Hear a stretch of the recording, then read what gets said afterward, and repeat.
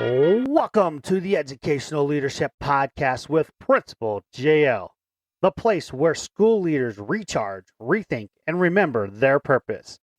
If you're a superintendent, assistant superintendent, a principal, assistant principal, dean of students, teacher leader, or a future administrator, you're in the right place. Here we mix practical strategies with real conversations, a little wit, and a whole lot of purpose. Because leadership isn't about the title on your badge, it's the influence you carry every single day with your teachers, staff, students, and families. Our mission is simple: to inform, inspire, and to help you lead with purpose. To give you tools that actually work, stories that spark reflection, and ideas you can use the minute an episode ends. So grab that caffeinated drink, a notebook, and your growth mindset, and get ready to level up your leadership one episode at a time. Because around here, we don't aim for perfect. We aim to be 1% better every single day. Now let's get to the episode.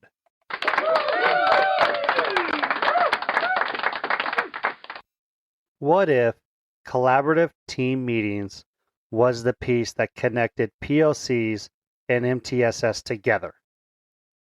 Well, that's exactly what we're going to talk about in this episode.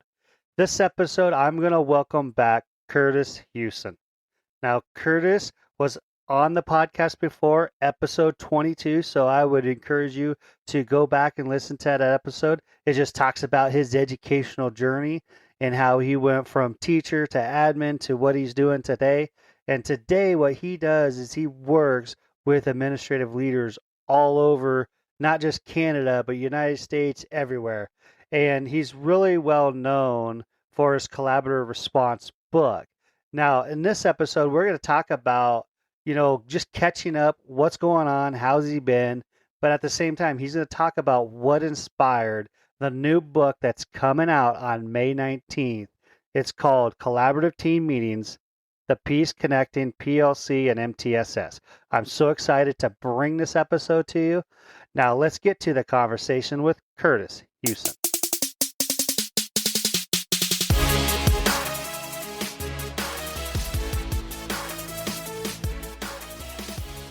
Welcome back, everybody, to another exciting episode of the Educational Leadership Podcast.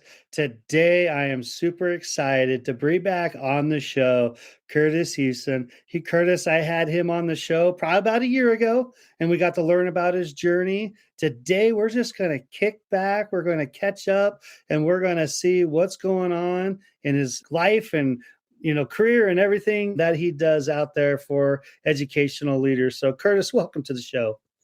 Jeff, it's an honor to be back and always love engaging in a conversation. I was sharing with you off recording that I just pulled in, had just been listening to an episode, so it feels like you and I have already been talking for an hour.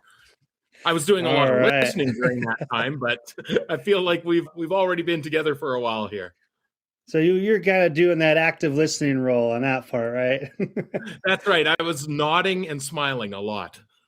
There you go. So, hey, I appreciate you listening to the show out there. That's awesome. So kind of what's, it's been about a year. What's happened over the past year? What have you been up to? Oh, just continuing, Jeff, to work with schools and school districts around a framework that we've come to know and love as collaborative response. And through that work, I just continue to be able to learn, connect, get to spend time with amazing educators, with dedicated leaders. And yeah, the fact that I also get to do this work with my wife is also very, very rewarding. So life is good, my friend.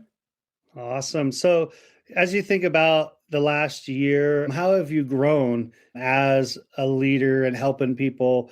You have some good stories to tell us? Yeah, I don't know if this is for you as well, but I find that the more I learn, the less I recognize that I know. And what I mean by that is just constantly being amazed at different ways of thinking, at reflecting on my own learning. I don't know if you know this, Jeff, but I have a tattoo right on my arm here. I don't know if people, if they're looking at it, can see it. It says Ancora Imparo. And apparently, Michelangelo had written at the bottom of piece of work that he had done at about the age of 85, this Latin phrase. And it roughly translates to "still I am learning."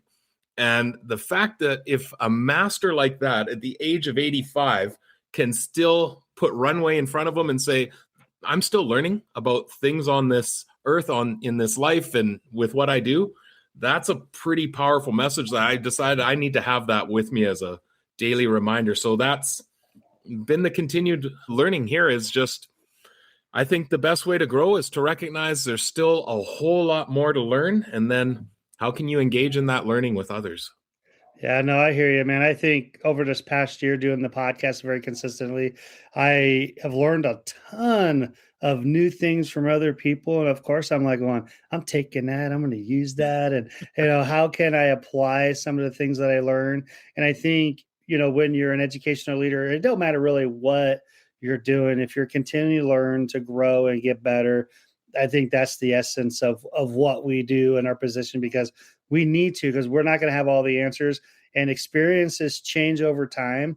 You may have similar experiences, but things do change over time, and being able to learn and grow and get better is, I think, a key to our profession. So I really appreciate that insight that you have there. Jeff, don't you also find that if as a leader, you can't embrace learning and then really embrace your organization as a learning organization, how can we help that? Or how can we help the people that we are supporting, which is those closest to the kids, to then impart that kind of thinking and mindset with our students of, we're just constantly learning and growing. And sometimes it's difficult. Sometimes we'll make mistakes that we can learn from. But as a learning organization, you just constantly want to be moving and growing. Yeah, because if you're not, you're just getting stagnant, and that doesn't help anybody. So, no. All right. So, you've been working with a lot of, school districts and leaders and things out there. What are some things that people are struggling with? What are some things that are like some common things that you're noticing? Like, hey, these are some things that keep popping. What could you share with us as someone that works with a lot of different people out there? Okay, so I want to go at this from a couple different perspectives, Jeff, and this is a great question, one that I reflect on often. What I see people struggling with and constantly coming up is educators feeling burnt out, feeling like they're doing so much and not seeing some of that return, sometimes feeling like they're stretched, like the resources aren't there. And we could have a whole nother podcast episode on how funding could look in education, but just feeling like there's just so much to be able to accomplish and that we're stretched thin. But then I also get to have the experience with educators who feel renewed, who feel purpose, who feel meaning. And yeah, they can admit there's things that are very difficult in this profession, but I'm engaging in those with a team. I'm working through them together. I don't feel isolated and burnt out. I feel connected and really seeing impact. I reflect on a message years ago that came up from an educational assistant within our own school building who had remarked to a researcher that it was doing some work around the school and learning from some of the things that we were putting in place. She had revealed to him that I feel exhausted every day when I come home, but here's the difference, Jeff. She then said, but I can't wait to come back tomorrow. And I think if we can embrace that in our organizations, to understand that we're doing hard work and it takes effort and time. But I think as educators, I think the vast majority of us are not afraid of the hard work.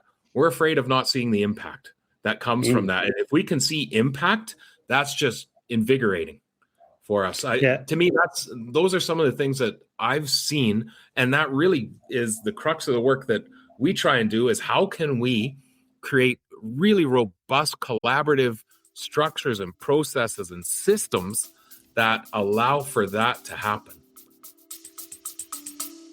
Stay with us. We'll be right back. This podcast is a proud member of the Teach Better Podcast Network. Better today, better tomorrow, and the podcast to get you there. Explore more podcasts at www.teachbetterpodcastnetwork.com. Now let's get back to the episode.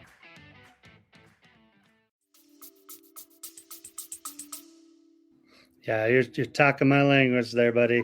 Like I know, like for me, I wouldn't be able to do the job I'm doing as a high school principal without having people in place, having collaborative teams, just like today, and the next couple of days, I'm going to end up doing like 13 total interviews, hiring 4 different positions because Wow. in the state of Nebraska, a lot of school districts move their timeline up to March 15th. So if you're hearing Wow. this, I know this is gonna be an episode in like the May timeframe, but March 15th is your you need to commit to your school district or not commit, however you want to do that. But you'll get locked into your district to where if you would look for another job after that date, the school district can deny you your movement because they can say, because of, the March 15th date, we'll keep you for another year. Yeah. Or we have to find a suitable replacement. And if they can't find a suitable replacement, they can keep you in the district for another year. Now, with that said, that's why I'm just like boom, boom, boom, boom, trying to get these done because I have some open positions. They haven't been open very long, but I'm taking what I have. But it's taken a team effort to do what we're doing. I just hired a band director yesterday. I'm going to hire a couple of social stays and a counselor by the end of the week. So it's just like I'm exhausted, but I know I got a team of people that I work with every day. So, I come home, I get ready, and I'm ready to go back and get back at it because it is kind of an exciting time to bring in fresh, people and ideas and learning from those people. So being able to have that teamwork is important. Yeah. And this has been one of my key insights this year because I've been working with a lot of leaders, and I'll be quite honest. I work with a lot of young leaders, people that are coming in earlier and earlier, and that are passionate, dedicated, highly skilled. But that there's a mindset shift from going from a teacher leader into that building leader. Like you have to start looking and thinking of things a little bit differently. And what gave you success as a classroom leader, there's components of that can support, but then there's other skill sets to learn and really helping. And especially around the collaborative response work that we do, there's a huge level of instructional leadership understanding that needs to be in place. And this has been one of my key ahas that has come. And it's easy for me to reflect on this because I sat in the first place for, I think, far too long. And it was this. I think good leaders solve problems. And what I mean by that is someone who's having difficulty, is struggling, a leader can seek them out, can say, share with me. And then how can I help you? What can I do? How can we do this? Or even sometimes let me take that on myself and I can help you with that. Let me carry some of that load for you. I see good leaders doing that all the time. But I think the difference is I see great leaders create systems to solve problems. Good leaders solve problems. Great leaders create systems to solve problems. And I think that's the difference that we want to look for is how are we, and it's just like you said, creating that team doesn't happen just from inspirational messages on a professional learning day. It comes from systems and structures and really thinking about how do you do that so that not everything lands in your office, but the systems can attend to it. And then we want to get to a place where those with the problems are engaged in the systems for them to help find the solutions. Yeah, no, and I think, having strong systems will also empower the capacity of your teachers as well, because then they're not having to run to you for every little thing. They can actually think through things. There's times I purposely make a teacher sit on something. So, and a lot of times when I do that, they'll come back, oh, I got to figure it out. I'm like, good, I figured you would. But It's just one of those deals like, yeah, I will help you. But at the same time, we do have systems in place to help each other as well. And like for me, I look at it this way to where I want to have systems in place. So if Mr. Lennon is homesick or I got to leave the building, the school's not going to break down without me. Like it's going to run just fine. Like if you need me for every little thing, then there's something wrong with my leadership. So I need to build that capacity and have those systems in place. And I think that's really important that you highlight that because like you, I'm a big systems person. And being at a school the size I'm at, I have to have that, or I No, will for run sure. myself into the ground. Like I can't run a school of 1,000 students, 120 staff without systems. Like even when I was at Southern Valley, when I had about 150 students and about 25 staff, I still had systems in place because that just helps everybody knowing what to do and how to get together and collaborate and help each other and know what to do in the system. That is super important. And that's where that collaborative piece comes in.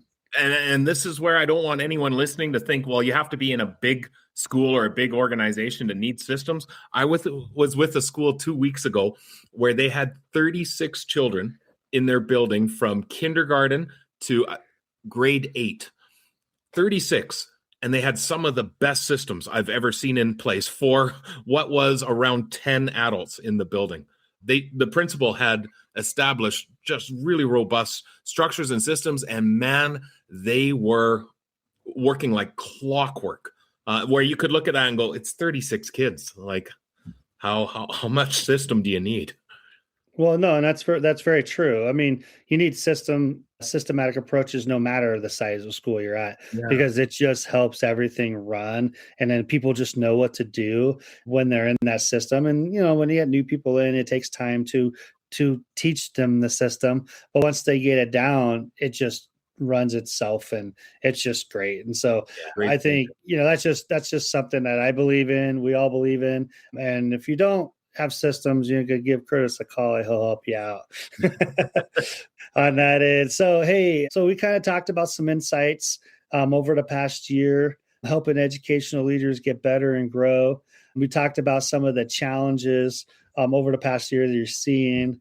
Do you have some schools out there that have some really good practices that you're seeing a lot of good results from when it comes to when they get the collaboration piece and the system piece right? Do you have any examples? You kind of gave one already, but you got any more examples of schools that are getting it right? And what does that look like? What does that feel like? Jeff, I'm going to go back a little bit to what you and I had chatted about back in the first time we had a chance to talk. And it's when we talk about this collaborative response work that I do, it's about creating a system that guarantees that we're collaboratively responding to the needs of our students, that no child's success is, or lack thereof, is ever the responsibility of a sole individual, that we're stronger. And I believe we talk about this idea of every child deserves a team. I believe our kids deserve to have us working together, because no one person can hold all the answers, but collectively we know a lot. So where I'm seeing schools have greatest success is when they have layers of collaboration established, not one meeting once a month where they get together and talk, but they create layers of collaboration that just becomes part of the culture.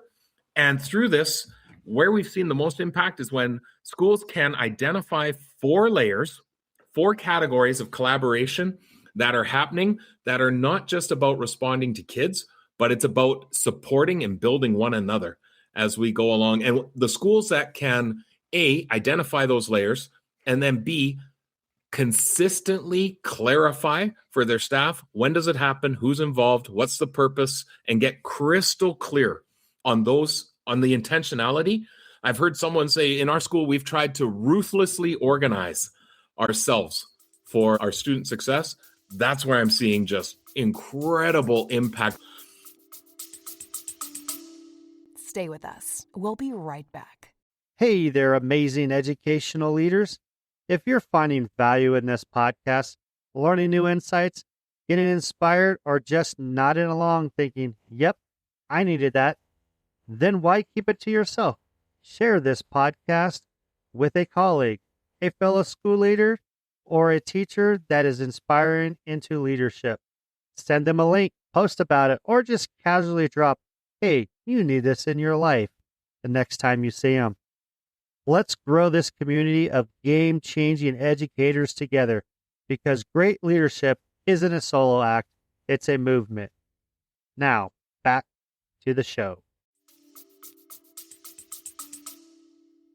I actually shared your book that you gave me the last time that we had an episode with my new curriculum, my new director of learning, and just like, hey, collaborative teams and different things like that. So I was actually sitting in a meeting, or just we're going through some stuff, and I started noticing some language that you and I have talked about surfacing. And one of the things was you needed tier supports and not students. Yeah. And I'm like going, I wonder where they got that from. I bet because you were the first person that I heard that from. So I'm starting to see these like collaborative team approaches starting to pop within my district, but then within other people presenting and doing things. And so when I saw the whole, we needed tier systems and not, or supports and not students, I was like, that's a Kurtis Hewson saying right there.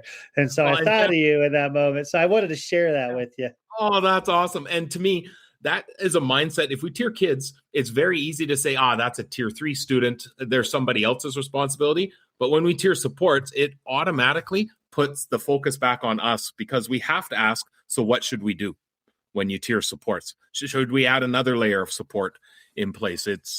We have to own it when we tier the supports. And to me, that is full of so much more hope and purpose than just saying, well, there's nothing we can do.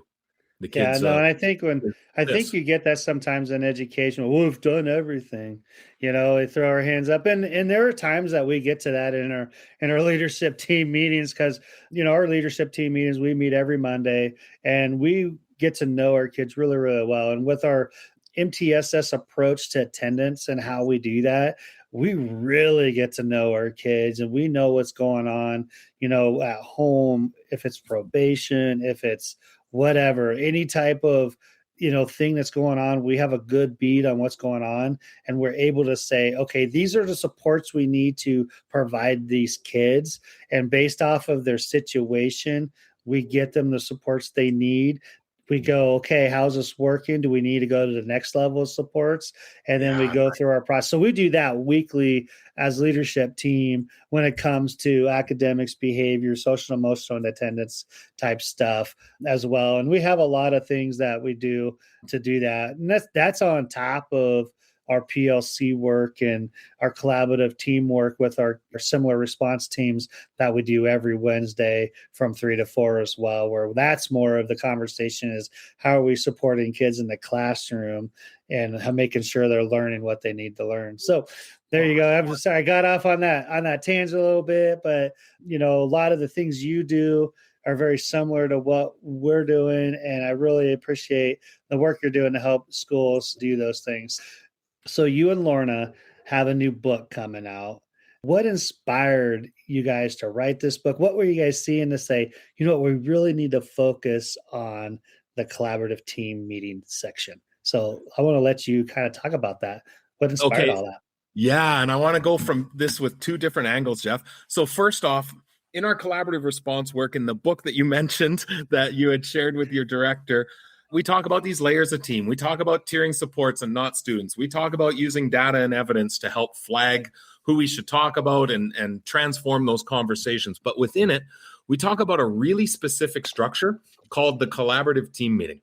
And the new book we're 99% sure at this point in time that it's going to be titled Collaborative Team Meetings, the Piece Connecting PLCs and MTSS.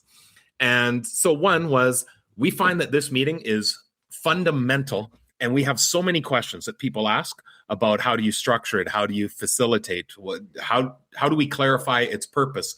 But the dual purpose is for exactly our conversation, Jeff.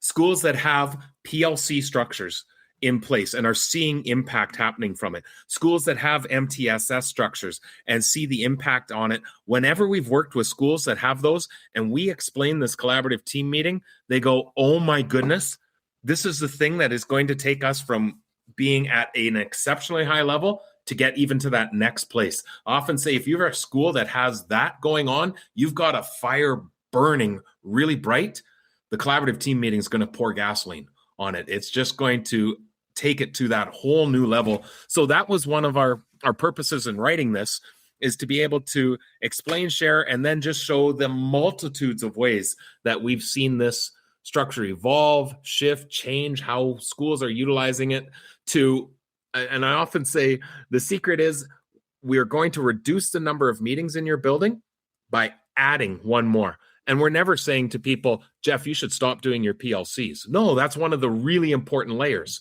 Or stop that weekly MTSS for attendance and behavior. We say, no, that's a layer that we call the school support team layer that's looking at individuals. What we're trying to do is put a bridge in between those that's going to, in a really purposeful and intentional way, be growing everybody's practice bit by bit in response to individual issues that we're seeing for students. So I listened to your episode with Chad Dumas and really loved when he said, in our PLCs, we're answering those 4 questions. And I loved his shift in language to what is it that we guarantee students will learn?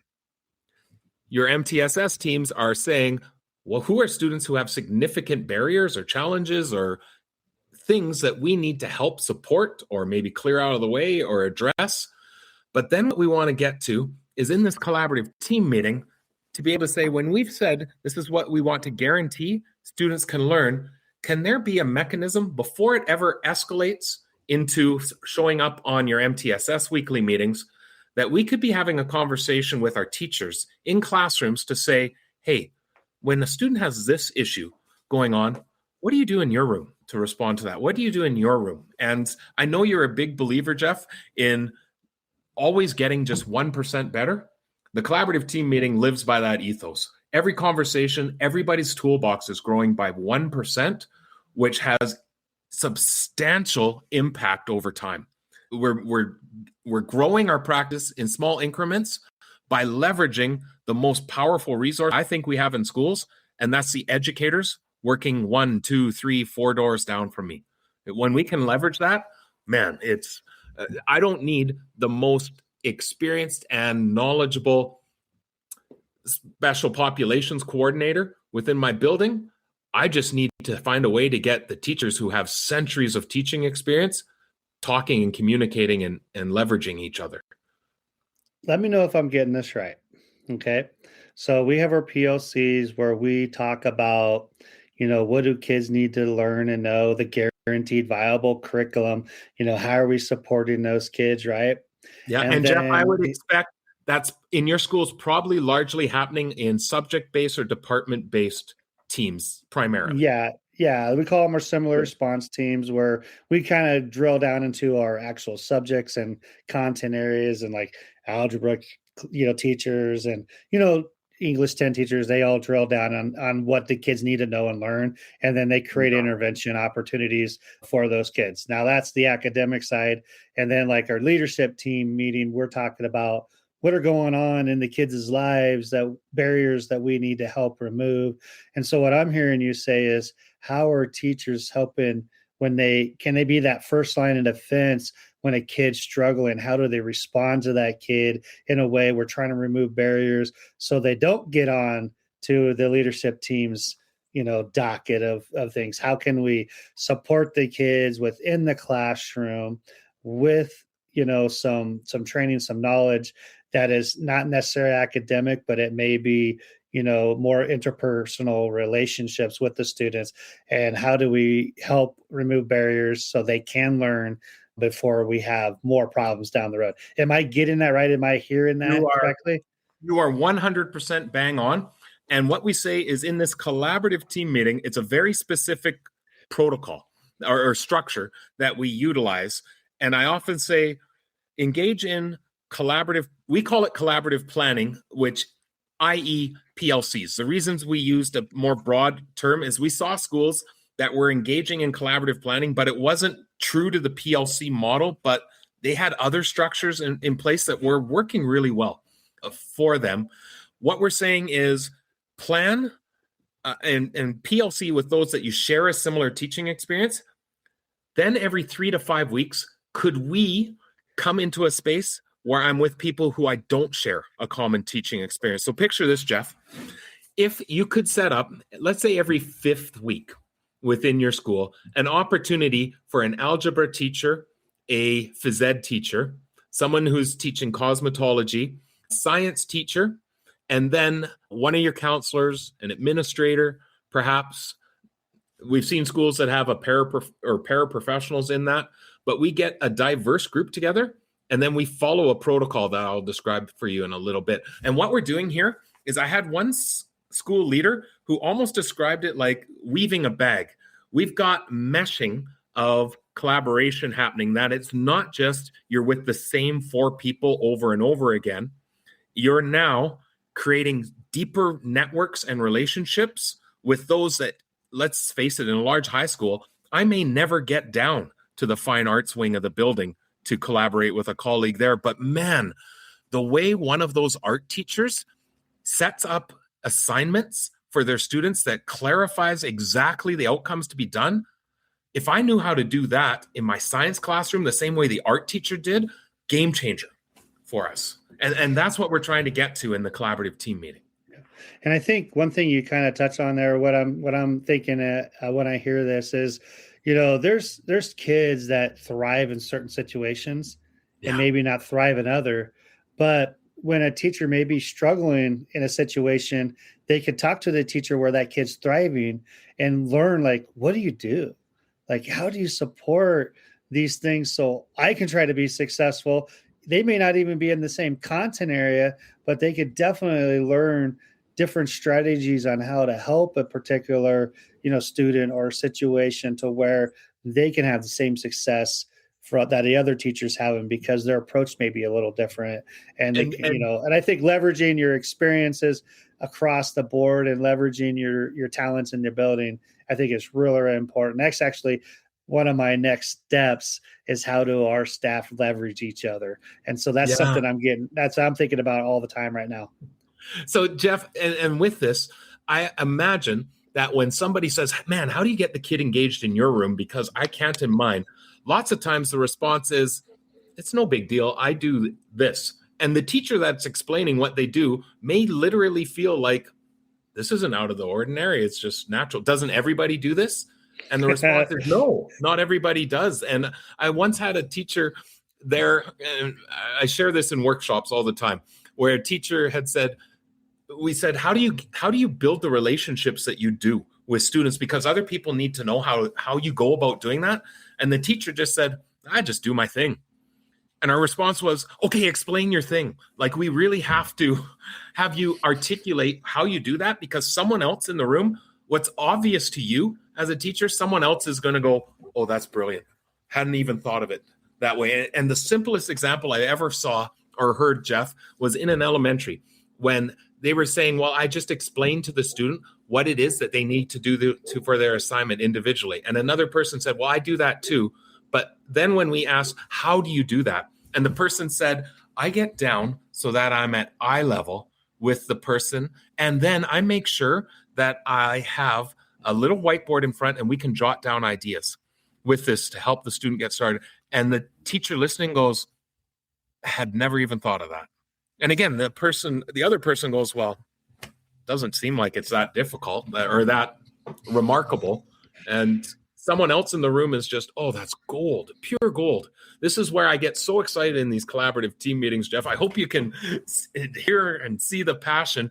I'm nearing my 30th year in education. I've been in hundreds of these collaborative team meetings. I was in one, we're recording this on Wednesday. I was in one on Monday, and I walk out of every one of them going, I just learned something I didn't know before. I learned of a website, a resource, a strategy, an approach, something I had not considered, which to me is remarkable. If we could be doing that over and over and over again, how powerful would that be for supporting each other? You bet. And I love it. You're talking about how teachers are learning from each other and getting those little nuggets, getting that 1% better for themselves, because like you said, what seems obvious for somebody may not be obvious for another person. And that's where the power of collaboration and learning from each other and just having those that time to have those conversations is really important. So I appreciate you sharing that out. So with that said, what is, I mean, I think you kind of talked about it, but let's kind of just lay it out. What is the things that you want people to take out of the new book, the collaborative response team meetings? Yeah. So with the collaborative team meeting, it's just really understanding that it's very intentionally structured and organized, and every piece of it is built upon some aspect of potentially psychology or 20 years of learned experience. We've mastered this particular meeting to such a high degree, and it's been through mistakes made personally. So let me give you one small example. I never realized that in a meeting, let's forget the collaborative team meeting. Let's just say any meeting, there should be roles established. We should clearly articulate who's facilitating today, who's taking notes. Do we have a timekeeper? If so, what are they doing? What's their job? I see schools that then we create an interrupter role, and it's this person's job to knock on the table when someone goes off on a tangent, and not because they're being rude or trying to cut the person off or that they don't value what the person is saying. It's because we as a group have determined that's one role that we want established to keep us focused. And where I say this is learned experience is when I first started engaging in meetings, Jeff, I thought I was doing everyone a favor by holding all of those roles. You just focus on the conversation there, my friends and colleagues. I'll take on the heavy lifting of ensuring this is a successful conversation for us. And it was foolhardy. It went back to, I can't do this on my own. I'm not building capacity in anyone else around me. And let's be honest, I'm not doing any of these roles well. So this is what the book is filled with, is learnings, adaptions.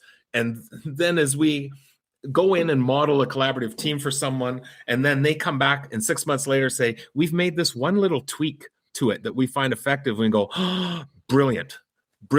We need to write that down. And in fact, we're going to start sharing it with other people, if you don't mind, because that's a brilliant adaptation. This is what the book includes. Just how do you make it sounds kind of silly that it's, going to be a fair-sized book.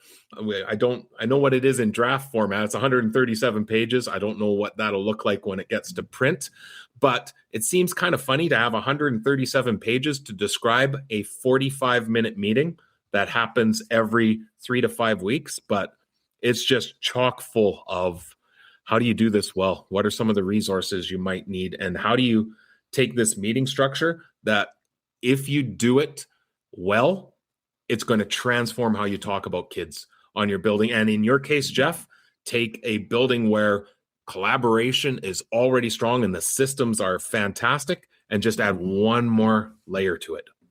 I love everything you're saying there. I think, having a book where you, in your mind, you're saying, this seems pretty reasonable, pretty, duh. But then someone's going to read that and go, wait, that's what I need to do. You know what I mean? They're going to have their aha moments. This is one of the reasons we wrote it, is because as we were talking with schools that had PLCs primarily and MTSS structures, when we described this, they went, oh my goodness, this is the piece that we've been craving to tie it all together. Brings it all together and is building up our capacity, because I know for a fact that in some of those MTSS conversations, even if it's not said out loud, there might be whispers sometime of, man, if only the teacher did this might not end up on our radar. And I don't mean that as a judgment. I don't mean that as a criticism, but I know that conversation happens. It did in our school. And we wanted to create a space of, if this teacher knew what someone across the hall knew, think of how powerful that would be for them. Yep. This is what that meeting does. Yep, and that kind of gets me thinking a little bit, because we have an RFA system, a request for assistance system, that teachers can put in, and we have a list of things they have to do, right? Yeah. And so when someone puts in an RFA and it comes to our team, the leadership team, we start going, okay, what did they do? We start checking out, like, did they miss something? Because if they did, we go back and say, this is where you're at in the process. We need you to do these things before we move forward with that. Now, if they do, we do some other things as well. But maybe a meeting like this would help that teacher not get to that RFA down the road. And and so I could see the value in that. let's paint this picture here, Jeff. I'm that classroom teacher, and I'm really doing the best that I can. And let's be honest, nobody has all the answers. Nobody. Everyone struggles. And you come back to me with the checklist, and one of the things on there is, have you chunked the assignments for the students effectively? That's one of the check boxes. And in my head, I'm going, I don't know how to do that. I don't know what you mean by that. But you're also sitting from assumption of, I assume we did workshops on this for multiple years. I assume everyone knows how to chunk assignments effectively. But what if we could have that proactive stage, like you said, where we get into a conversation and I bring up that in my classroom, I have a key issue that I'm seeing for a student, that they are unable to get started on assignments effectively. This is my key issue that I'm dealing with. And others in the room can say, okay, I have a student where that's also. So now it becomes where I'm also seeing that. So now it's a shared issue. Now I don't feel like a loss of a teacher, or that, I'm wearing a badge of shame because I'm dealing with this. Others are saying, yeah, me too. And then when we open up the door and say, what could we do? When a teacher says, well, one of the things I do in my room is chunk assignments, there's a space for me to go, how do you do that? What does that look like? Do you see how that's just putting one more proactive step in for someone to feel safe enough in that conversation to be vulnerable and say, I don't know how to do that? Or even better, for a facilitator who knows two people in the room struggle with it, to not put them on the spot and to say, hey, Jeff, when you say that you chunk assignments, describe to us how you do that. What does that look like? Do you have a sample of an assignment where you've done that? It becomes really, really powerful. Yeah, I love it. I mean, it's one of those things. I really love the idea and how that works, and kind of getting teachers to use their expertise. And this is like cross discipline. This isn't like people in the same discipline talking. These are people that are, like you said, from different areas of the building or different content areas that we have here that would help each other out. I think that's really great. So, man, this has been go ahead. I was going to say, and with that, Jeff, again, please do not take out of this conversation, let's stop doing our PLCs and do this instead. We're saying, no, do this in addition to, and I guarantee less and less students are going to land on those weekly MTSS meetings. And there's going to be less and less of the, boy, we need to talk about Darcy. Let's get all the right players around Darcy. The systems that you create, this is just one more layer that has incredible power. Jeff, when this book comes out, there's a copy coming right direct to you, my friend, as soon as it's ready. You bet. I'm excited. I'm going to read it and then see how I can look at implementing something like this as well. Well, and then you'll be the one to get back to me and say, yeah, we took that, but we've made these two critical changes, and that'll be then the time for me to go, that's brilliant. Awesome. We're going to start sharing that when we're talking to other schools.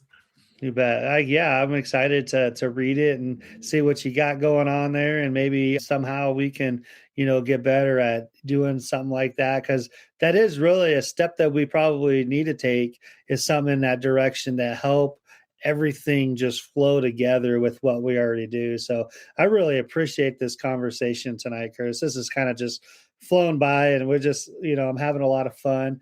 But before we get going here, what gets you excited about education, the future of education? What gets you excited? Sometimes all you do is hear this doom and gloom. So what gets you excited about the work out there? It goes to what I already shared here, Jeff. And what gets me excited is our kids every day have amazing adults working in their lives in schools, from the teachers, the bus drivers, the front office staff. And again, if as leaders, we can find ways to bring that expertise together, that excites me. It excites me when I'm in a meeting and I see a second-year teacher going, oh, this has been so powerful for me, not just the ideas that are coming up, but just knowing that I have a team around me. And then to hear the 30-year vet say, yeah, me too. This has helped so much. This is what excites me, is I don't think we need new programs.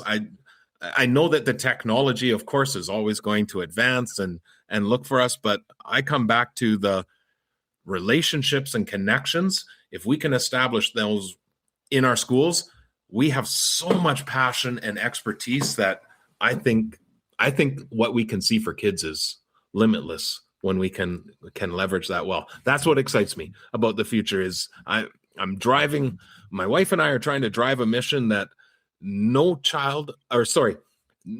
individual should be left on their own in this profession. We should be a truly collaborative profession, which I don't think we've been traditionally. I think there's been too much of close your door and try and do your best for these kids, and let's open it up, blow the doors figuratively, blow the doors off of it, and make this a truly collaborative profession, because again, I think every kid deserves us working as a team.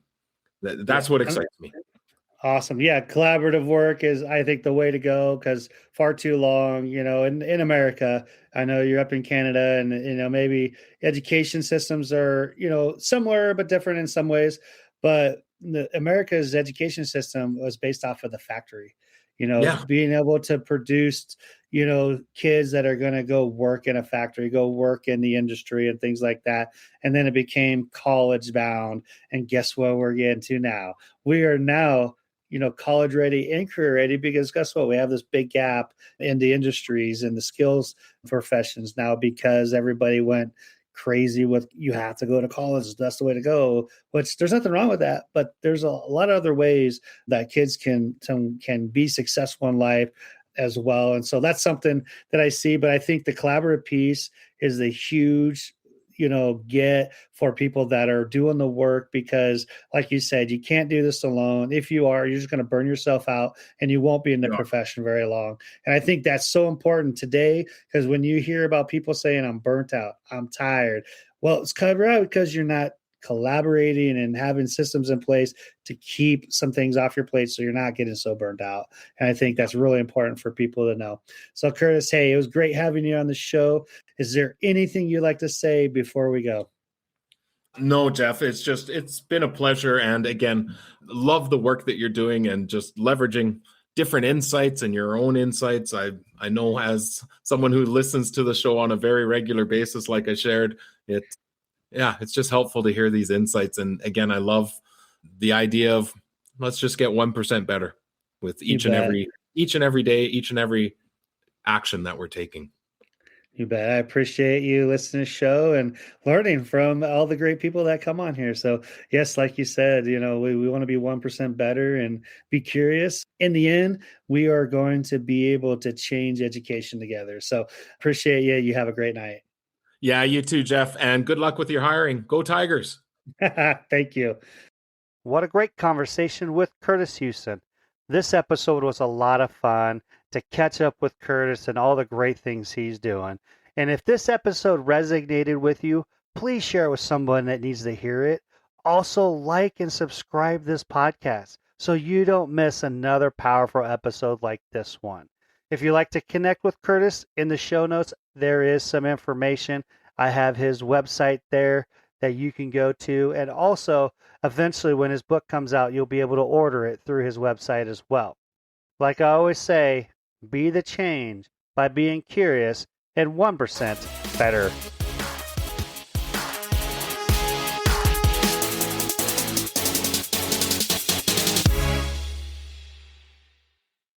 Thank you for sticking around to the very end of this episode.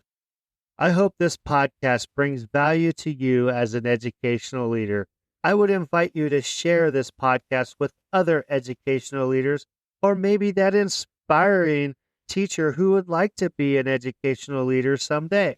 I would also invite you to subscribe and to follow this podcast so you can get the most recent updated episodes when they drop. I would also love it if you leave a review and rate this podcast 5 stars, because that would make this podcast more discoverable to other educators like yourself.